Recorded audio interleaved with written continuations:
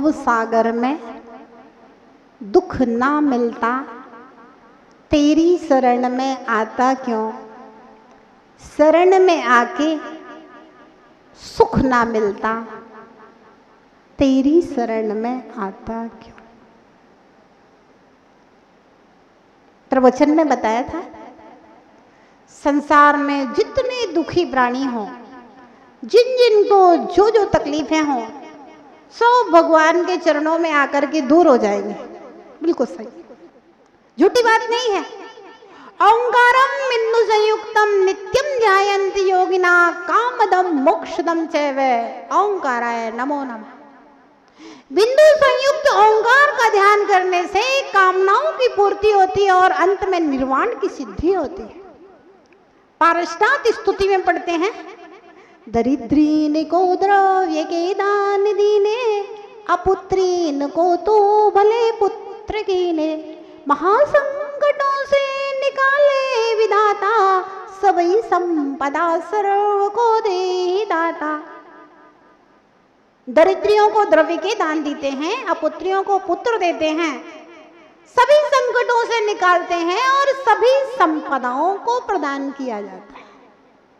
जी हाँ, मतलब यहाँ सब कुछ मिलेगा और मिलता है, फिर भी शिष्य पूछता है, गुरुदेव इन सबको मिल क्यों नहीं रहा है। ध्यान रखना, कोई संत आपको भ्रम में डाल सकता है, कोई ज्योतिषी आपको भ्रम में डाल सकता है, कोई विद्वान पंडित आपको भ्रम में डाल सकता है।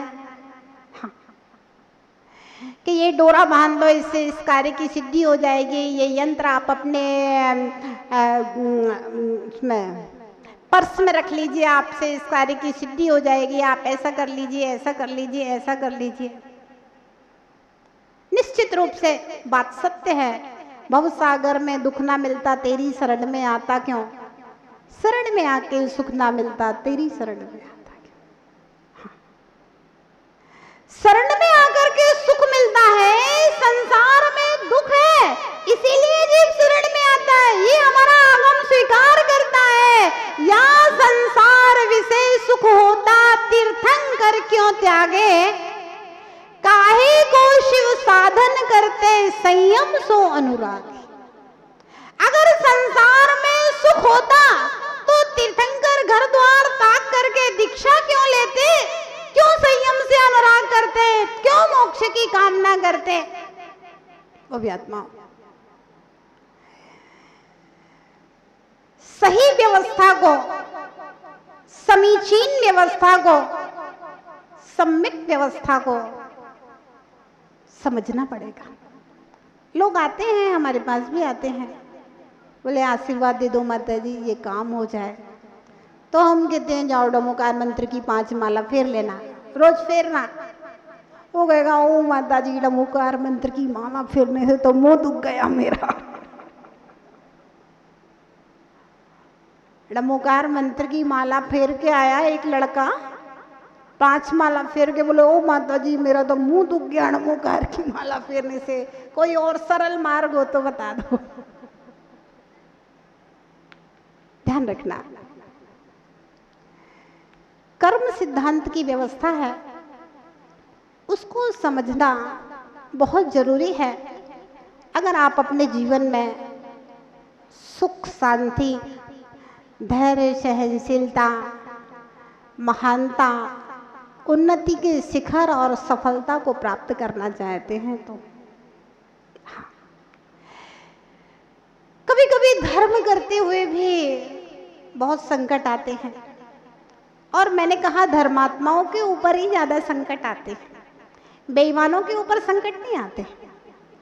जो सत्य की राह पर जाते चलते हैं ना, उन्हीं के ऊपर ज्यादा संकट आते हैं। बेईमान होता है, चोर होता है, डाकू होता है, वो तो डाका डाल के बढ़िया संपन्न है ना। और कोई प्रॉब्लम होगी तो वो हिंसा और प्रतिहिंसा पर उतर जाता है और अपना काम सिद्ध कर लेता है। वर्तमान का तो यही है। लेकिन जो सत्यवादी व्यक्ति है, जो ईमानदार है, सत्य बोलता है, उसके लिए तो बहुत समस्याएं हैं। भगवान महावीर कहते हैं कि भैया जीवन में 1000 क्या, लाख क्या, अगर करोड़ संकट भी हो, कोटा कोटि संकट भी आए, फिर भी व्यक्ति को अपने जीवन में हमेशा सत्य के मार्ग में चलना चाहिए। एक राजनीति होती है और दूसरी धर्म नीति होती है। अन्याय अनीति करने वाला राजनीति से अपने कार्यों को सिद्ध कर लेता है, लेकिन ध्यान रखना विजय हमेशा धर्म नीति की ही होती है। अंतिम विजय जो होगी, अंतिम उपलब्धि होगी, वह हमेशा धर्म नीति की होगी। इसलिए यदि आपको अपने जीवन में कुछ सीखना है तो राजनीति मत सीखना, आप अपने जीवन में धर्म नीति सीख लेना। अंतिम विजय, अंतिम लक्ष्य यदि आपको प्राप्त होगा तो धर्म नीति से ही प्राप्त होगा। कहाँ है सत्य? परेशान तो हो सकता है लेकिन पराजित नहीं हो सकता। सत्य परेशान हो सकता है लेकिन सत्य कभी भी पराजित नहीं हो सकता। थोड़े दिन के लिए लग सकता है कि परेशान है, अंत में नाम किसका लिया जाता है? जो सत्य के पथ पर चलता है। राम का जीवन क्या गुजरा आपको मालूम? कौन सा सुख पाया राम ने और कौन सा सुख पाया सीता ने? शादी हो के आई, वनवास हो गया, उसमें भी चैन नहीं, रावण हरण करके ले गया, वहां से वापस आए तो फिर तो और खराब कंडीशन में गर्भवस्थी अवस्था में जंगल में छोड़ दिया गया। उसके बाद में भी मान लो मिले जैसे तैसे करके जंगलों में कैसे जीवन गुजारा, तो फिर अग्नि परीक्षा, और अग्नि परीक्षा के बाद में आरिका बनकर के महान तप किया। कौन सा जीवन में सुख होगा? ध्यान रखना, जितने भी महापुरुषों का जीवन चरित्र लिखा जाता है, जितने भी महापुरुषों के जीवन चरित्र मैंने पढ़े हैं अपने शास्त्रों में,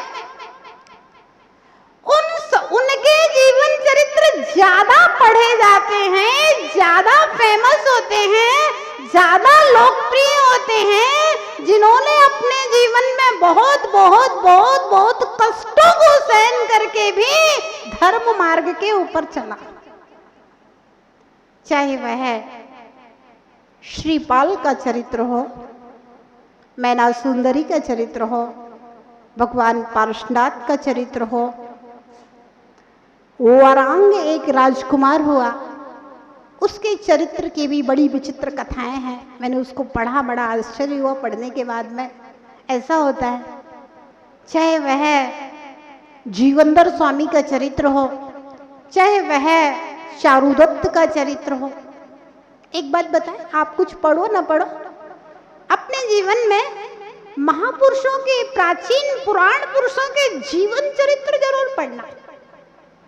आज यहाँ पर अगर व्यक्ति एक बार व्यापार में असफल हो जाए तो उसको लगता है कि मैं अपनी जिंदगी से हार गया। चारुदत्त के विषय में हम आपको बताएं,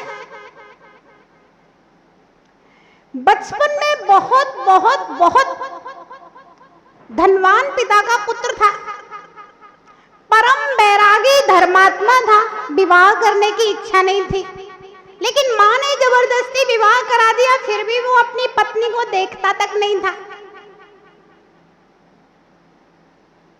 मां ने अपने भाई से कहा किसी भी प्रकार से इसको विषयों में रुचि कराई जाए। मामा रुद्रदत्त वेश्यालय ले जाकर के बसंत तिलका मां नाम की वेश्या के ऊपर उसका मन आश्रित हो गया, वहीं रहने लगा और अंत में अपनी पूरी संपत्ति उस वेश्या के घर में दे दी। ध्यान रखना, बहुत सारे माँ बाप ऐसे होते हैं, कहते हैं मेरा बच्चा मंदिर नहीं जाता, मंदिर नहीं जाता, और मंदिर जाने लगे तो कहेंगे मंदिर ही में बैठा रहता है। तो पहले माँ को लगता था कि बेटा अपनी पत्नी को नहीं देखता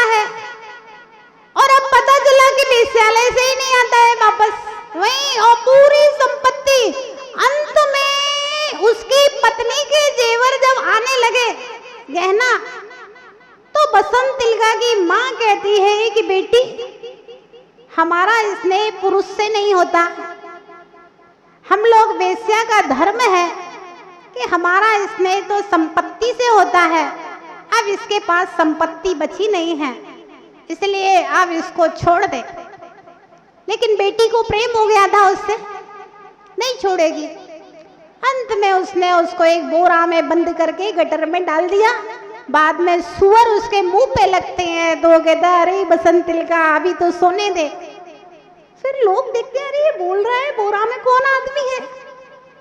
ओहो, जब नशा उतरता है, अब घर जाने के नहीं, घर में कुछ है नहीं, व्यापार के लिए चले। व्यापार करने गया कहाँ? रत्नद्वीप में। रत्नद्वीप में व्यापार किया 12 साल तक और बहुत सारी संपत्ति कमाई। एक जहाज में लेकर के आ रहा था, रास्ते में तूफान आया और जहाज डूब गया। ये हाथों से तैर करके किनारे लगा, जैसे तैसे प्राण बचे। फिर से रत्नद्वीप गया, फिर से बहुत धन कमाया और एक जहाज में लेकर के आ रहा था। फिर से समुद्र में तूफान आया, जहाज डूबा, हाथों से तैर करके किनारे लगा। ऐसा 7 बार हुआ। कितनी बार? 7 बार। आज का आदमी कहेगा धर्मात्मा को इतने कष्ट आते हैं। 7 बार हुआ, अटैक भी नहीं आया उसको, कोई आत्महत्या करने की भी नहीं सोची, हारा भी नहीं वो अपनी जिंदगी से। इंसान को कभी अपने जीवन से हार करके हताश नहीं होना चाहिए, जीवन से हार करके कभी निराश नहीं होना चाहिए, कभी अपने उत्साह को समाप्त नहीं होना चाहिए। ये धन संपत्ति का आना जाना तो सब कर्मों के फेरे हैं। कहाँ है जिस दिन पुण्य का उदय आएगा, जिस दिन पुण्य का उदय आएगा, नारियल में पानी कहाँ से आता है पता ही नहीं चलता। नारियल देखा आपने, डाब डाब, इतना मोटा तल होता है, ऊपर से आप काटते हो फिर छेद करते हो उसमें। कहां से पानी भरा गया है, किस रास्ते से पानी भरा गया है बताओ भैया। एक सुई की नोक के बराबर भी तो छेद नहीं होता है, फिर पानी कहां से भरा? नारियल में पानी कहां से भरा पता ही नहीं। ऐसे ही पुण्य आएगा तो तिजोरियां कैसे भरेंगे आपको पता ही नहीं चलेगा, और पाप आएगा तो नीति शास्त्रों में लिखा है, हाथी जब केथा खाता है, केथा देखा आपने? केथा जानते? कवीट, कवीट केथा कहलाता है। केथा मतलब बेल जैसा इतना बड़ा होता है, उसका इतना मोटा मोटा बकला होता है, अच्छा टाइट हार्ड एकदम से। हाथी जब केथा खाता है, अनुभव भैया, जब हाथी केथा खाता है तो ऐसे ही सजा केथा पेट में खा लेता है। उसके 2 टुकड़े नहीं होते, कोई उसमें छेद नहीं होता। हाथी की जठराग्नि के अंदर इतनी क्षमता होती है कि केथे में एक सुई के बराबर भी खरोंच नहीं होती, छेद नहीं होता, और अंदर का पूरा उसका जो गूदा है वह एनर्जी के रूप में खींच लेती है हाथी की जठराग्नि। इतनी क्षमता हाथी की जठराग्नि में होती है। और जब मल में वह केथा निकलता है तो जैसा बाहर से खाते समय दिख रहा था वैसा का वैसा गोल बिल्कुल रहता है मल में। अब केथे के अंदर का गूदा किस रास्ते से अनुमान नहीं लगा सकते। तो कहा जब पाप कर्म का उदय आएगा ना, संपत्ति किस रास्ते से तिजोरी से गायब हो जाएगी तुम्हें खुद पता नहीं चलेगा। 7 बार चारुदत्त के जीवन में ऐसा हुआ। आप कल्पना कीजिए, 7 बार कोई व्यक्ति हाथों से समुद्र को तैर करके किनारे लगे, महीनों लगे होंगे एक बार किनारे लगने में। कहते हैं श्रीपाल तो एक बार समुद्र में गिरे थे हाथों से तैर के, वो घोघा के समुद्र के किनारे आए थे तो 6 महीने लगे थे श्रीपाल को। मतलब 6 महीने समुद्र में लगातार हाथों से तैरते रहे और उसके बाद किनारे आकर के बेहोश हो गए थोड़ी देर के। लेकिन चारुदत्त 7 बार समुद्र को हाथों से तैर करके किनारे लगा। पद्म पुराण ग्रंथ में ये सत्य घटना का आख्यान लिखा हुआ है। उसके बाद क्या होता है, जैसे बेहोशी दूर हुई तो बहुत दूर पे देखता है कि कोई एक भीड़ लगी हुई है। पूछता है कि ये भीड़ क्यों लगी है? तो एक महात्मा जी हैं, वे स्वर्ण रस बांटते हैं, तो स्वर्ण रस लेने वालों की भीड़ लगी हुई है। अब चारुदत्त भी उठता है और उस लाइन में लग जाता है। अब क्या हुआ, सबको महात्मा जी स्वर्ण रस बांट रहे थे, बड़े बड़े लोग उनके भक्त आए हुए थे। अब जैसे ही चारुदत्त का नंबर आता है वो स्वर्ण रस खत्म हो गया। महात्मा जी कहते हैं कि यजमान तुम मेरे साथ चलो, यहीं पर पास में जंगल में एक कुआं है जिसमें स्वर्ण रस है, चलो तुम मेरे साथ में स्वर्ण रस उसमें से निकाल करके तुम्हें दे दूंगा। अब चारुदत्त तो बेचारा सीधा साधा भोला भाला उसकी बात मान करके चला जाता है। जब चला जाता है तो महात्मा जी थे, वे बड़े महान थे। चारुदत्त को कुएं में उतार दिया और स्वर्ण रस के घटों को भर भर के पूरा खींच लिया और अंत में सोचता है अगर इसको बाहर निकालूंगा तो स्वर्ण रस का रहस्य इसको पता चल जाएगा, इसलिए रस्सी काट दी।